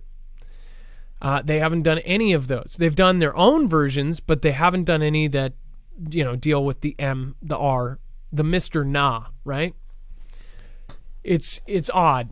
And I think it should be asked. I think questions should be asked about what's actually going on, especially considering how much they are possibly in our future, how much we are talking about them possibly taking over other countries, about how the possibility of us actually going to a full-on conflict with them is there. And at the same time as this is happening, Xi is publicly stating, well, we should get along. We should all get along. It doesn't make sense. So, Dex, do you have a comment on this? This is definitely just, it's like the rest of the world's back to, as close to normal as possible, but yet it's been going since the beginning. Right. And I think it's the policy is one that, and I don't understand why they do it, but that's just his policy that he's got in place. And it's very strict in the sense, and it can wreak havoc on economics, and obviously their economy took a big hit. It took a big hit just recently when he was reelected, if you want to call it that. I should say appointed, or but he's he's in for another 10 years. He's running the show there, and the economics didn't look good. They now we're seeing more of these negative things like these lock events that are happening on major cities like that happening, with a lot of people being put in a position where they can't go out.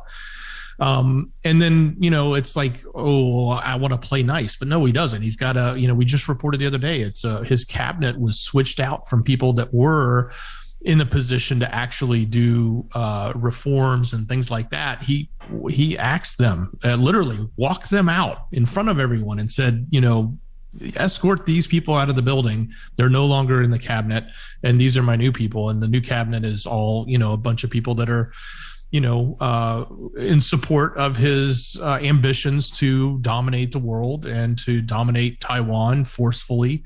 And that's, so it's interesting that the position he's taking and how he's doing. I often wonder if he's going to sneak in and do something with relation to Vlad. Whether it's to support him or to look like he's a savior and do something that, stops or prevents or ends the events that are happening over in UKR. Yeah, it seems like there's puzzle pieces all fitting into play, and the bigger picture is not one we want to see. We're not trying to scare people. Again, this is reality. You're an adult. I hope that you're absorbing some of this, and I know most of you are. I know most of you are trying to get some of your family and friends to absorb this as well. There's enough evidence here to say that something big is coming. And it's so broad, it's so everywhere. The writing's not on the wall anymore. It's on our face. Just look in the mirror. All right, Dex. Let's see here. Let's go over the web-only stuff. And just a quick reminder, we haven't talked about this in a while, but a few people were talking about how they can protect from being tracked and traced. And again, like I mentioned in the beginning, marfooglenews.com/offgrid. You can go over and get yourself these different kinds of bags that actually are not only Faraday bags in some cases, but they protect you from being tracked, traced. They have small bags for your cell phone, for your key fobs, for your laptops. But they also have these bags that basically have it all built in one. The backpack, which we gave away one of these a while back, that actually has all of them. That has the key fob, laptop, cell phone, sunglass holder, but it also had compartments, and basically that was good for, your 3-day pack. You could get 3 days worth of stuff in there, go out and then have all of your devices protected against EMP, CME, and stuff like that. They also make a duffel bag, which is basically all protected. You throw all of your electronics in there, just pile them in there, and then they're protected against any kind of EMP, CME situation. So they have all sorts of cool stuff over there, but and they're law enforcement grade. They were making these for evidence bags so people couldn't tamper with them outside of the evidence room. Once they put a laptop in there, nobody's going to hack into it and delete stuff, or hack into it and put stuff in it. So go over there, again, marfooglenews.com/offgrid and code Marfoogle. Okay, there's web-only stuff that is just going crazy. First, I do want to say thank you to a great number of people. Thank you so much, everybody that has supported tonight.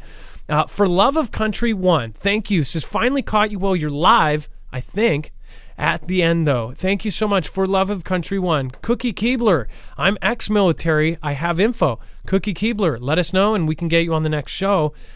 Please send emails to adam@marfooglenews.com or dex@marfooglenews.com, or tweet to us. A Patriot Fish 1776. Marv, sorry I wasn't able to watch the whole show tonight, so you might have spoke about this, but did you see my tweet to you about Dex and Jacob about mobile sinks and Elon? No, I did not, so I will check. Charity Sullivan says, hello from Red Feather Company. Hey, Charity Sullivan, thank you so much. And Stephen McMahon, Adam and Dex, why don't you guys show up as Sherman and Mr. Peabody for Monday for Halloween? I would love to. Again, we would have to take a flight, though. Let's see here. And then everybody that jumped in after that. Thank you, everybody on DLive. Looks like Rumble dropped for some reason. Cookie Keebler, am I shadowed here, buddy? No, I can see you. Luis Martinez. Hi, I'm from LA and captured it on my dash cam. What is happening?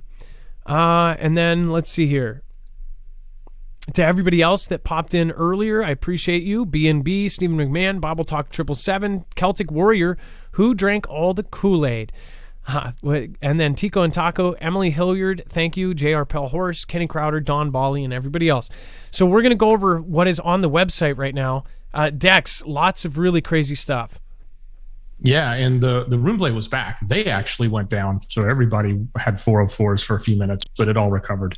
Oh, weird. Hey, there's a lot. So make sure you go to marfooglenews.com, click on the thumbnail for the show. If you're on Rumble or on YouTube, open that description, click on the show notes link. It'll take you right here.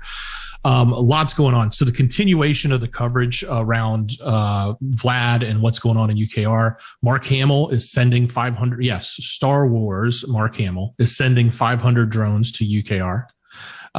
There's additional things about what Vlad has been doing and about his plans and doubling down on some of the policies that he wants with nukes, et cetera. So if you want more of that information, you want to read some more of what's happening there with the UKR conflict and Vlad, that's all there.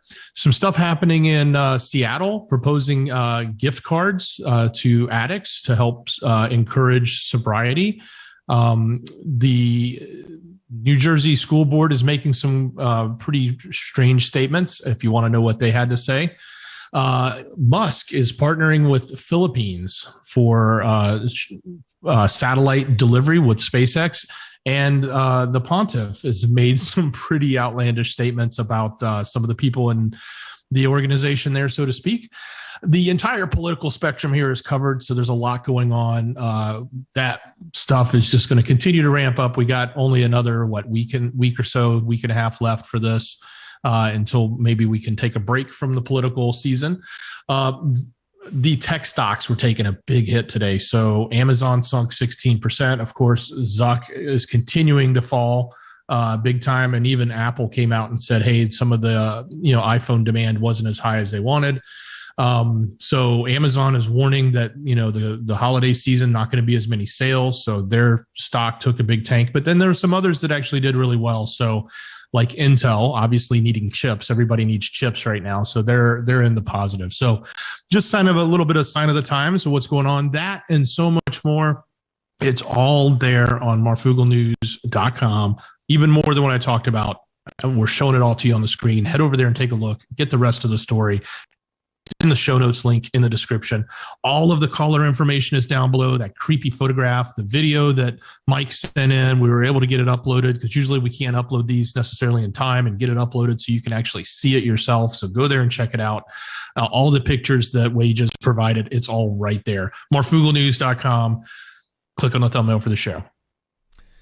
Thank you, Dex. And it's good that they went back up.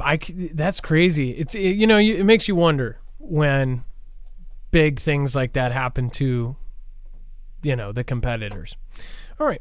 Well, thank you so much. And thank you, everybody that popped in tonight. I love you guys. And thank you for everybody that supported. Again, if you have info, Keebler, make sure to send it to us, adam@marfugglenews.com, and make sure to double send it to Dex at marfugglenews.com, or tweet me at Marfoogle if you guys haven't joined me over there. We send out notifications every night. Hi, I'm from LA and captured in my dash cam. Luis Martinez, send us the video, marfugglenews.com/play-my-video. Upload it to YouTube, then go over there and submit it.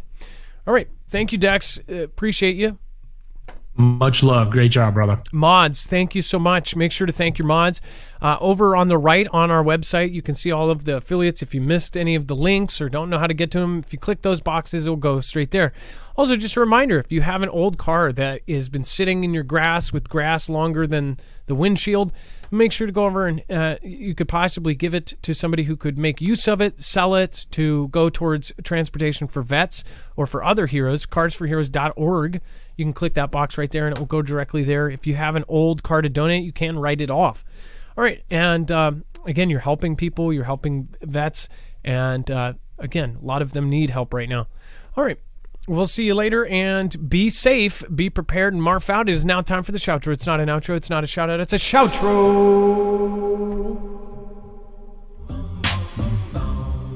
It's where I say thank you to the people that matter most, to you.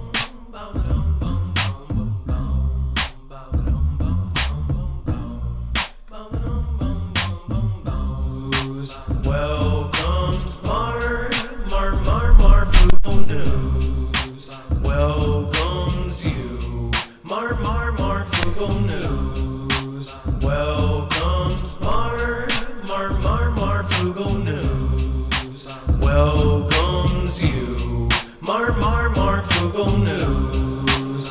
Welcome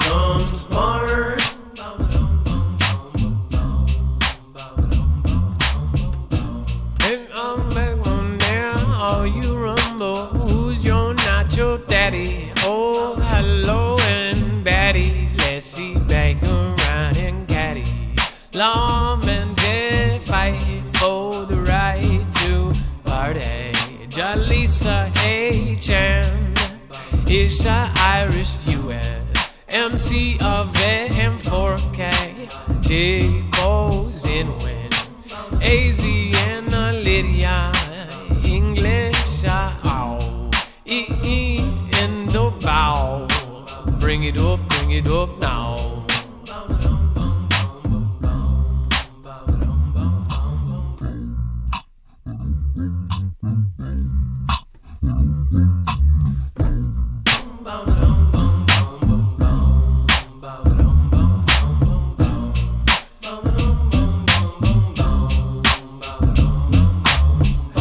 at the lifeboat, LW. He learned how to sink and it had to sink too. Hi, Rebecca Snavely, a Marky Sparky. Everyone gonna see. I've got the kitchen sink in the Ebenezer store.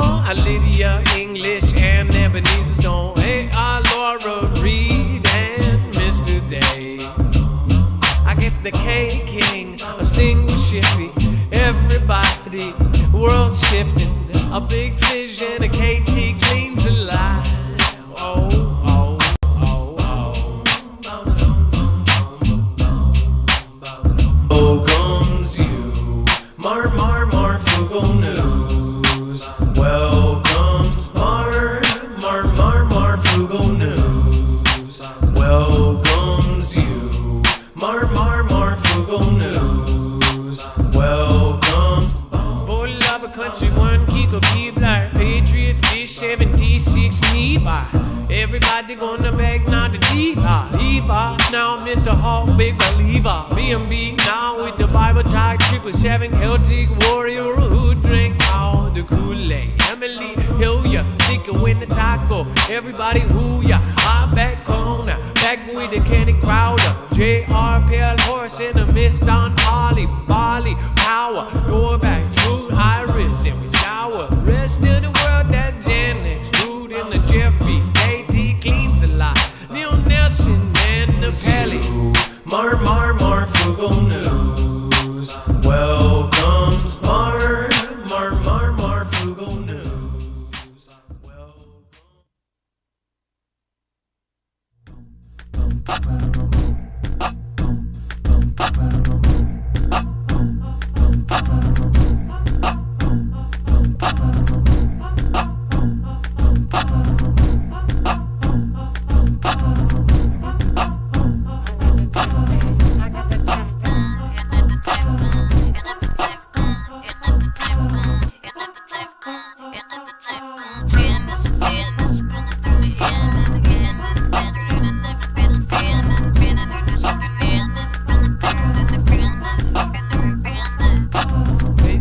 Fish on the 1776.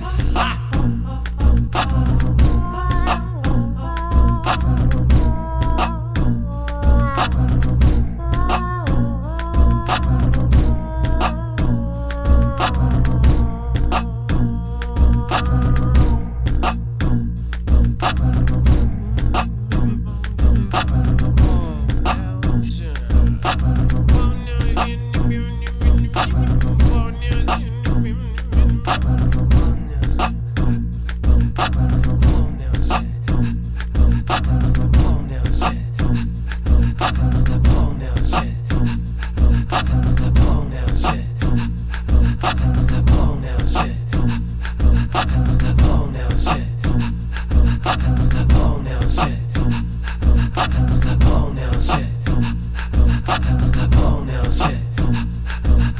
Sunshine, I said the sunshine. I couldn't turn now. I got it all sign. I'm in all fine. I call mine. Attached to the head, sir. I got me up.